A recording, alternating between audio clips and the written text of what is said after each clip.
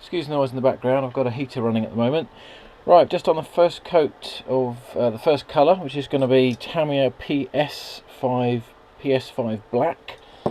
That's now drying. No, my truck's not going to be black. A lot of that's masked off, so don't panic.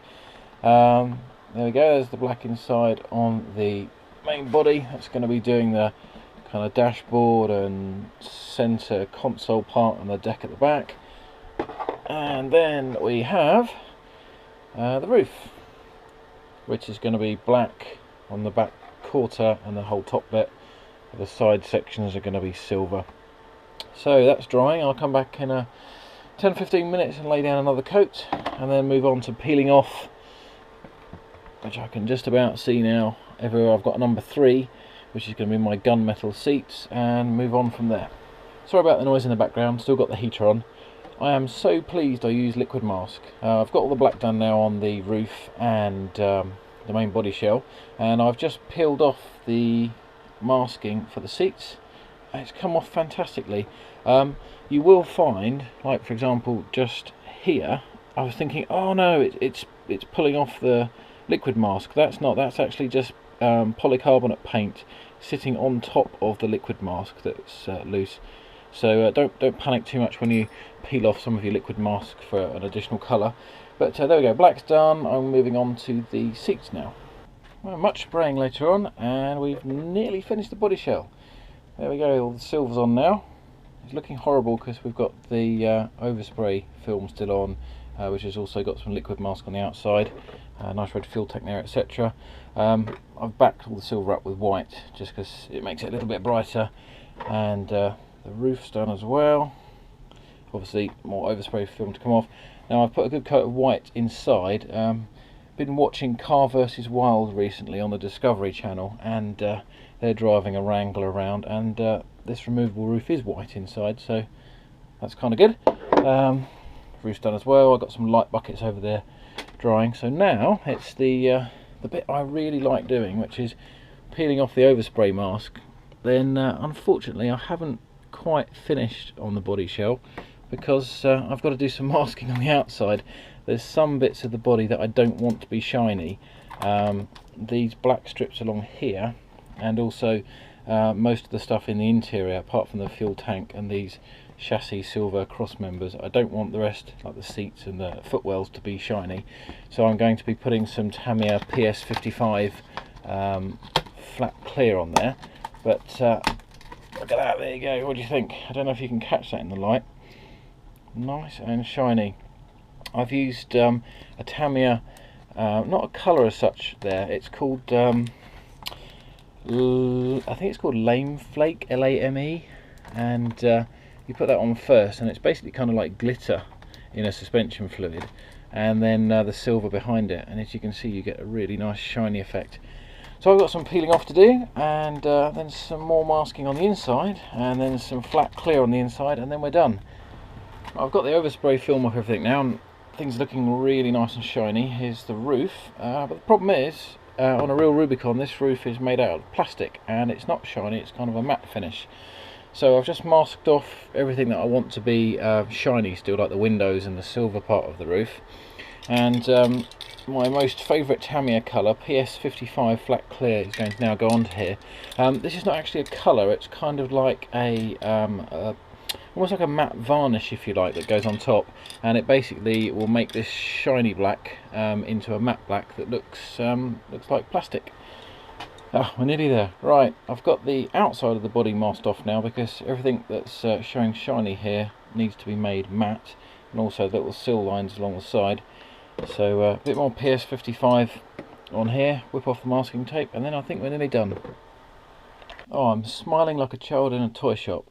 Here we go, body shell.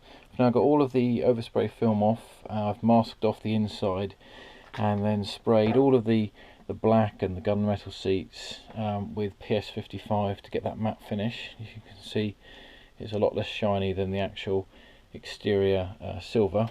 It's just come out fantastically well. There are a few little glitches. I accidentally slipped with the blade there and made a little scratch, which was a scratch through the liquid mask, and the black just seeped in there. That's okay, I'll live with that. I think I've got a got a hair under the bonnet there, but hey ho, that's fine. Right, so that's done. The front windshield, I've got some little flappy bits of this is actual paint here. I've peeled off the mask, but I've got a bit of paint that when I peeled off the liquid mask, it kind of was like a film of paint. As I pulled it, it didn't tear right on the edge, so I just need to trim those off around there later on. And the same for the actual roof, again PS55 to give a matte finish on the outside. Now you can see again here I've got these little fluffy bits of paint around the edge. So I've got some X-Acto blade scalpel time here, but I'm hoping actually I can get away with the windows without putting the stickers on. That will be good once I've trimmed those up. Now what I need to do next, before I can start putting the hardware back on the body, is I want to protect it. So I'm going to be putting a layer of black Plastidip inside the body shell.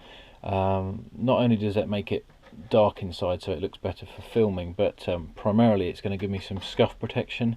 After spending so much time on this, the last thing I want is when it's on the actual truck to have wires rubbing away and wearing the paint off. So I now need to go and stick masking tape around the outside, and also to cover up my window masks, and then I'm going to give the inside a blast with Plastidip.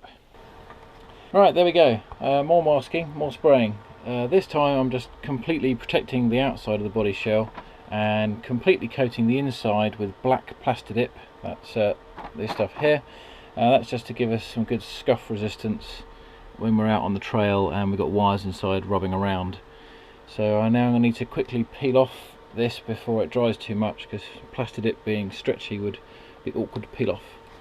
Right, 2 coats of Plastidip later, and the body shell is now nicely rubberized inside with Plastidip, which is nice and tough, scratch resistant, so hopefully we won't get too many wires inside rubbing and spoiling the paint job. You notice I've left the front headlight areas not covered in Plastidip. That's because I'm going to be sticking on some light buckets. I may use the axial ones, or I've got some from Dinky RC. These actually came as part of a complete front casting that gives you light buckets and a radiator that's supposed to stick on, but these just didn't line up. The whole thing was too narrow and it wouldn't cover the holes on the body shell properly. The light buckets are okay though. I might use those. I'm not sure which ones yet. For the observant of you, you notice there's also 2 white areas here that are not masked off, and I'm not going to talk about that much now. Suffice it to say, if you can see here, I've got a plan in progress, but I will talk about that more on my lighting video that I'm going to do later on. See, no LEDs on this body shell yet. On the flip side, I have been busy putting all the hardware back on the body, and I'm just really pleased with how this is going. It's just looking so good so far. And unlike a lot of body shells I've done, there's not been too many disasters. Touch wood, famous last words and all that. We also have, off of our axial light bucket set, fixing points here. That will actually mount a 5mm LED, so we'll have a light coming through there once I get the LEDs wired up. There's a fuel cell filler cap there. There's an axial blog about fitting those. I'll put that down in the description if you're curious about that. So now I'm off to get the cage back on, and then get the windscreen fitted as well. Right, here we go. I've just been trimming off the paint, sort of not overspray, but where the paint didn't peel off nicely with the liquid mask around the windows with my blade, and I'll show you how I did that in a moment. And here is the Rubicon body. The windows aren't 100% perfect, but you know what? I think they're pretty much good enough for running. I'm certainly very pleased with it. My goal was to be able to have the body shell without putting the axial stickers on the outside of the windows. They do make it look a bit toy-like in my opinion. I wanted to have nice shiny windows. So there we go. I'm going to be moving on to doing the lighting next. That'll be in the next video, actual fitting the lights into the body shell. I haven't got the back light buckets on yet. Let's just take the body shell roof off to show you inside. So that's sprayed white. Trimming that, when I peeled off the liquid mask, I did find around the edge the Lexan paint didn't sort of tear in a straight line in some places. It left a little fluffy bit. So a good way to trim that is with a a really flat scalpel blade. If you lay the blade with the sharp edge pointing towards the paint, i.e. away from the glass, so in that direction, lay it completely flat and then just slide along. As you slide along, you'll pick up any sticking up edges and you can cut all the way around. So that's all cleaned up. That's ready for a roof rack, which I'll do later on. Here's the inside. I've popped some stickers on. Really pleased with Liquid Mask. If you've not tried Liquid Mask before, do give it a go. In that fuel tank, that's not stickers, that's paint. The colour on the seats and this sort of chassis cross member, that's all masked off with Liquid Mask. No stickers there apart from the cup holder bits in the middle.